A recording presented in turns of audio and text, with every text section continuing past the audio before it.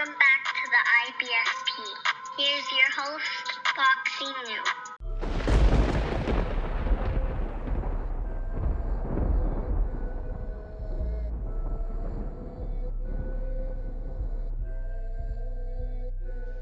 Welcome back, fight fans. Welcome back. The double standards in boxing continues. And let's just break it down. I must have gotten hundreds to thousands of comments, over the last few months about Demetrius Andrade, about Charlo, and Canelo Alvarez. And, one of the main complaints that people keep sending me is the fact that, Demetrius Andrade and Charlo, these guys are dangerous, while Canelo Alvarez is taking easy pick'em fights. He's only targeting easy or weak opponents. So let's just see if everybody's keeping that same energy, and let's see if there's a double standard in this. And the first one that we look at it is, Sergey Kovalev. Canelo Alvarez moved up to 175 pounds to face a Sergey the Crusher Kovalev. And all I've ever heard from people is that, that's an easy fight. Sergey Kovalev, he's not the same guy. He's not the Crusher. He's an easy opponent for Canelo. So that's fine if you believe that. Now, answer me this. Why is Demetrius Andrade, who's supposedly having a hard time finding a good, incredible opponent, not moving up to 175 to fight the Crusher? Why are you not moving up? Because it would appear to me that Demetrius Andrade would need that type of name on his resume more than Canelo would. So why wouldn't he move up to go get the belt? If it's that easy, it doesn't make sense. And then you see that Charlo, this guy has nobody on his resume as well. So wouldn't it make sense for him to move up to 175 on a one-off fight, to get an extra belt to add to his resume, to validate them as fighters, to beat the Crusher? If it's such an easy fight, why wouldn't they do it? These guys have no problems fighting Dennis Hogan like Charlo's fighting, or Demetrius Andrade fighting Arthur Akavov. These guys are nobody.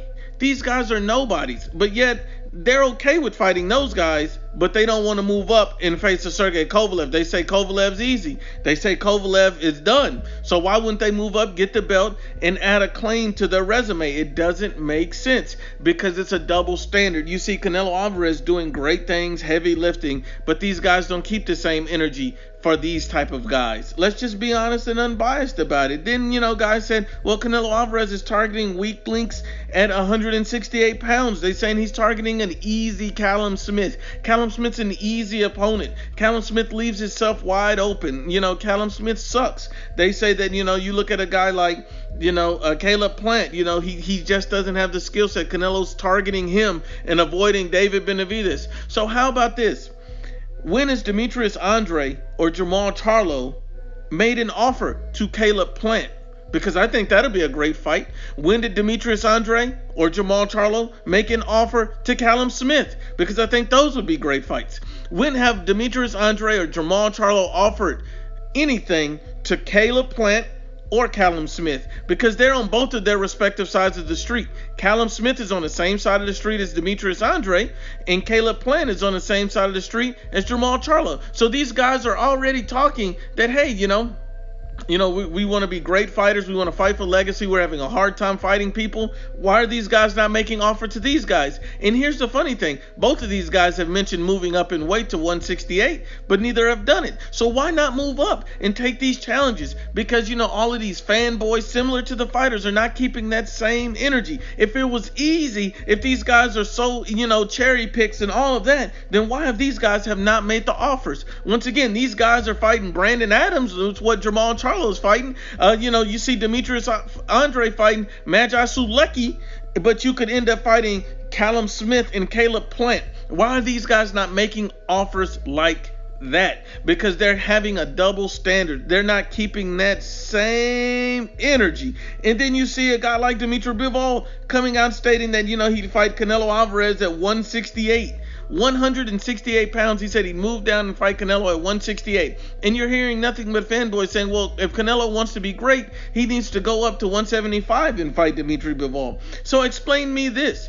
Why have Demetrius Andrade or Charlo not challenged Dimitri Bivol at 168 or 175, since they're so great, since they're so good, it doesn't make sense. These guys are not keeping the same energy. Because even if you look at Canelo Alvarez, his frame is not even built to be that high up in weight classes. The guy is 5'8" with a 70.5-inch reach. So Jamal Charlo and Demetrius Andrade, who's going to have a height and reach advantages over Canelo, are more suited and more fit to be at 168.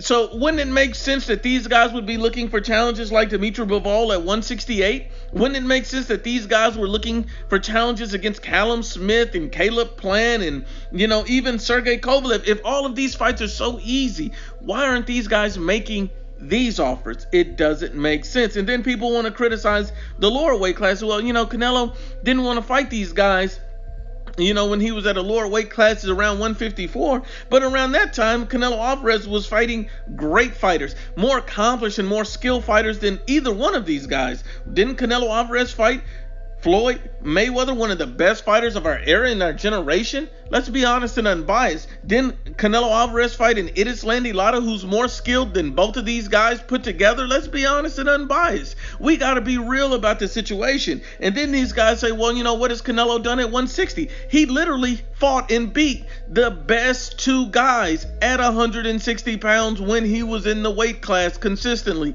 He fought Triple G and Danny Jacobs, two names that neither one of these guys have fought. So let's just be honest and unbiased. If these guys truly want to be great, if they truly want to do something, they got to keep the same standard and energy. It's easy to criticize, but when you see a guy fighting champion after champion, when you see a guy making offers to champion after champion, it doesn't make sense, the fanboy logic that goes behind it. And it understands that it's not logic, it's simply hating. Once again, unbiased as always, it's the IBFP.